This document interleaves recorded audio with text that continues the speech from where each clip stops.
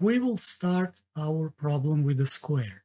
Then we're going to clone this square a couple of times, well, 7 times to be precise, and we will form the grid as you can see on the sketch.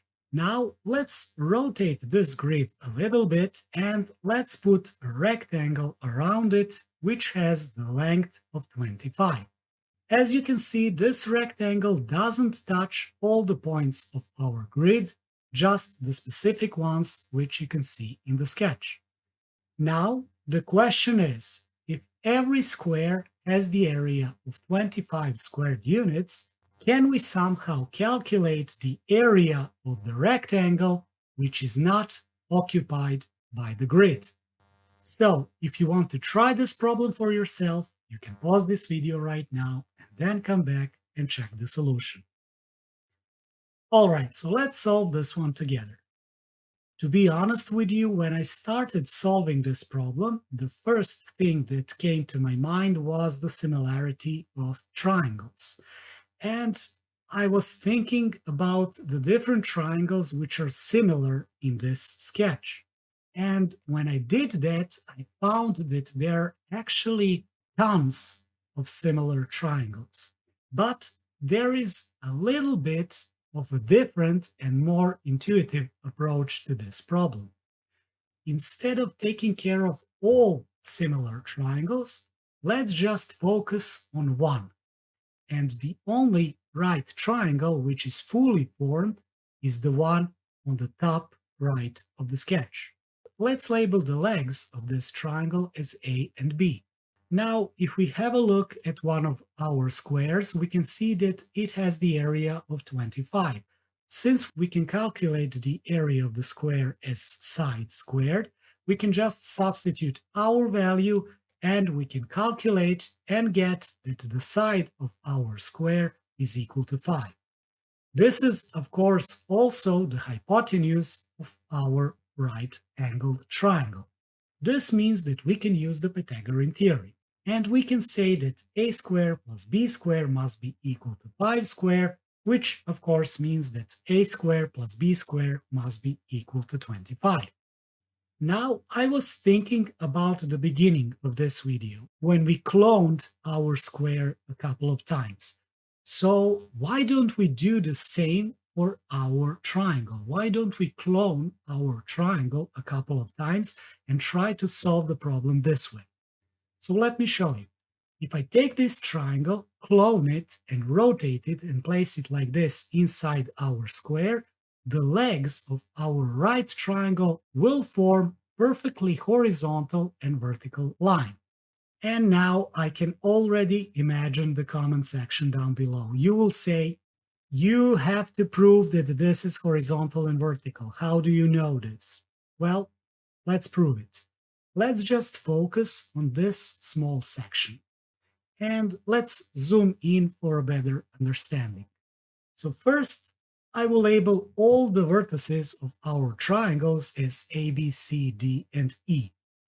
Now let's have a look at our original triangle DEC. And let's label the acute angle at the point C as alpha and the acute angle at the point D as beta. Now, since we know that the sum of all angles inside the triangle is 180 degrees, this means that the sum of the angles alpha and beta must be 90 degrees. Now, let's have a look at the angle ACD. This angle must be 90-degree angle since this is the angle of the square. But if we take a look at the overall angle at the point C, you can see that this is 180-degree angle. So, since it consists out of angles alpha and a 90-degree angle, this means that the angle on the left must be angle beta. Now, if you take a look at our triangle ABC, which is clone of our original triangle, it will have the same angles of alpha and beta. But now let's have a look at the point C again. You can see that the left side of the angle C consists of the angles alpha and beta, and we know that sum of those two is 90-degree angle. So this means that the line CB is perpendicular to the line CE, which means that the line CB must be perfectly vertical line.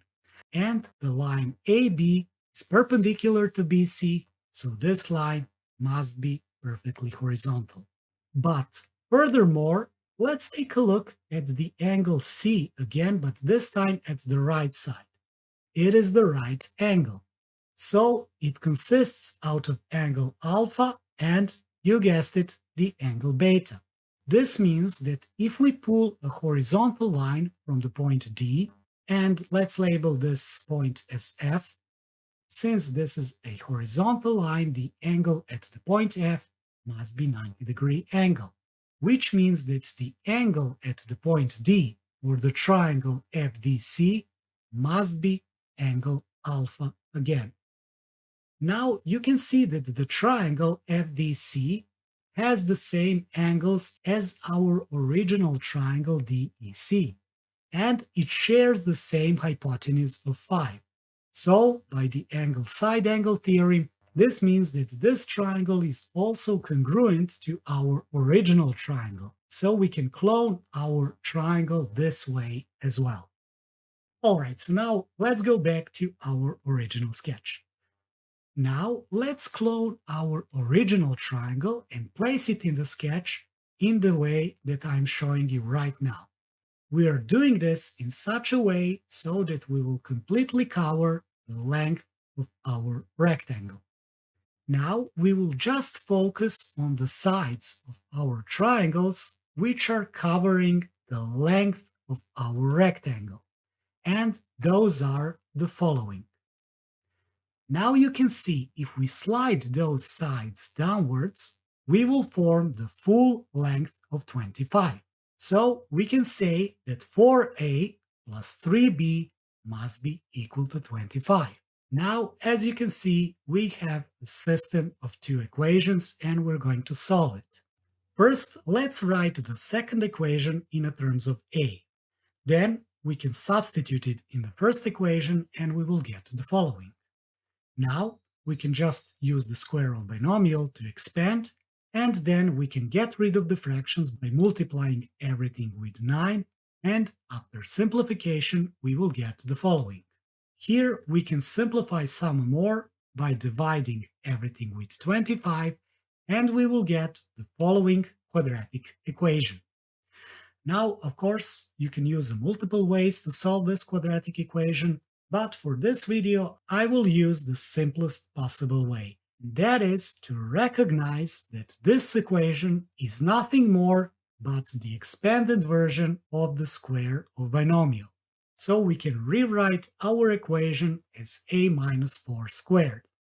Of course, this means that a minus 4 must be equal to 0, which means that a must be equal to 4.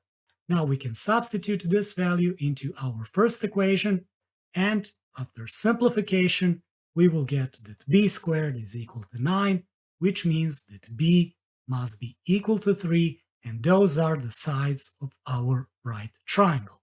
Now I will have to take a minute of your time to address an issue. I know that some people in the comment section are going to say, why did you bother with all of this calculation when we knew from the start that this is 3, 4, 5 right angle triangle because it has the hypotenuse of 5. So guys, let me just address the elephant in the room, or should I say the elephant in the comment section. There is a huge misconception about right angled triangles. And I have seen this problem over and over again during the past year in the comment sections. There are a lot of people which are saying, and I quote, if we have a right angle triangle and if hypotenuse is 5, then we know that this is 3, 4, 5 right triangle. Guys, this is completely false. You do not know this for a fact.